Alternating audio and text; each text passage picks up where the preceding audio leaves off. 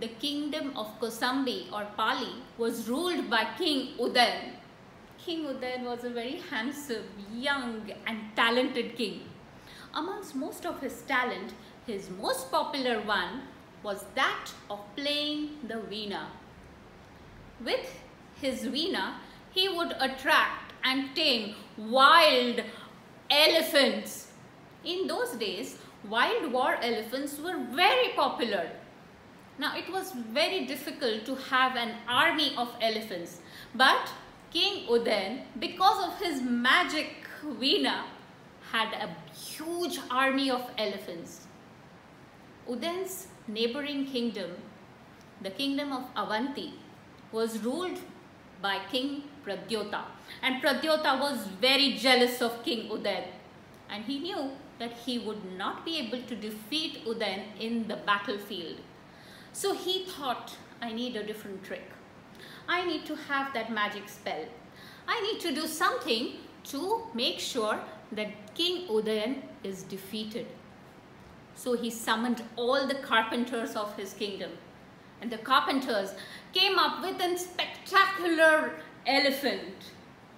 They built this elephant and they carved him with such a talent. The elephant had huge ears, just like a real elephant. The elephant had a trunk that went up, just like a real elephant. This big elephant could hold an entire army of soldiers. The soldiers were all cramped inside the elephant.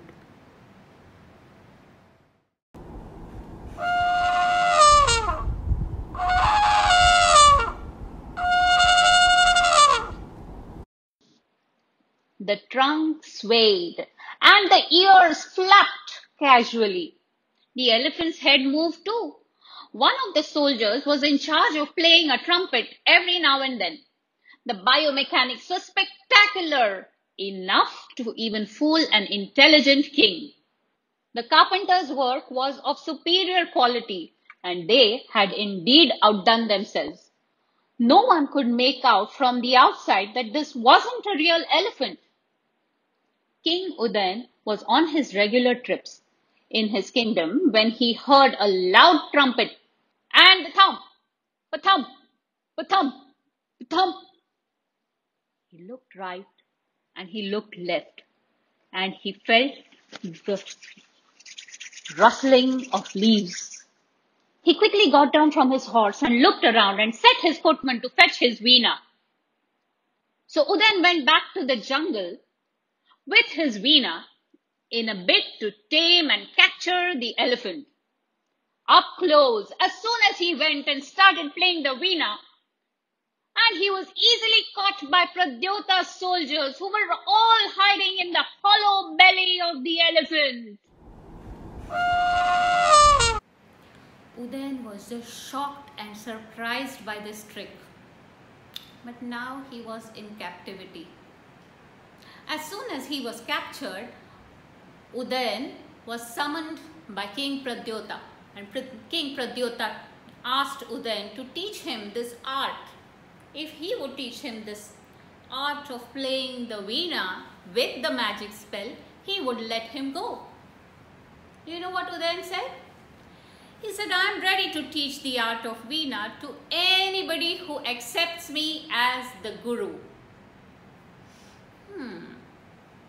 Now, King Pradyota was too proud. He was really proud to accept Udayan as the guru.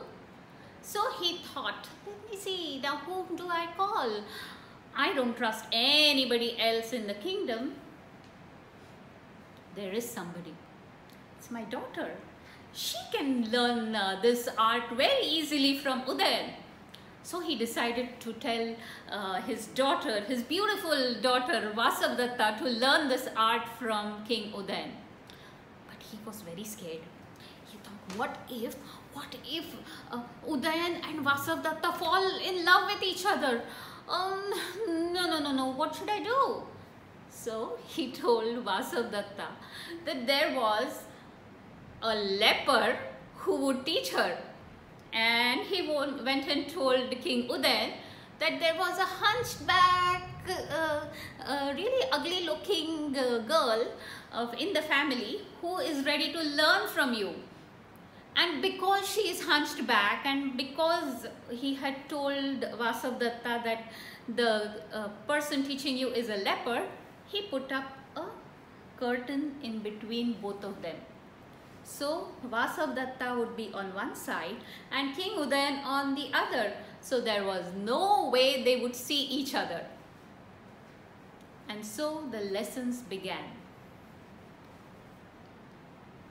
King Udayan started teaching Vasavdatta, and Vasavdatta, this beautiful dame, she would learn the veena and she would pick it up so easily. She was a really good student. But one day it so happened that Vasavdatta kept making the same mistake. Oh, I'm sorry, I'll do that again. Oh, I'm really sorry. And she kept repeating the mistake again and again. Initially, Udayan tried to explain, oh, it's okay, you can pick it up again. You don't play the first note like this. But he soon lost his patience. And he yelled at Vasavdatta, you hunchback ugly lady. Vasavdatta said, hunchback? How dare he call me hunchback? Ugly? Oh. And she just yelled back and said, you leper, how dare you call a princess and a beautiful looking girl a hunchback ugly looking person? You leper. Udayan heard these words and he couldn't believe his ears. Leper? And he leapt from his chair and went and pulled back the curtain. At that instant, Udayan and Vasavdatta looked at each other. They were surprised. They kept gazing into each other's eyes, instantly falling in love. They soon realized that Pradyota had actually tricked both of them. In the dark of the night, they both disguised and left and ran back to Udayan's kingdom of Pali. They went back to Pali and they got married and lived happily ever after. Oh, how I love some stories that end with happily ever afters. But was it really a happily ever after for Vasavdatta and Udayan? Now that's a story for another time. Stay tuned and watch our stories from history on Magical Whispers. Thank you and bye-bye.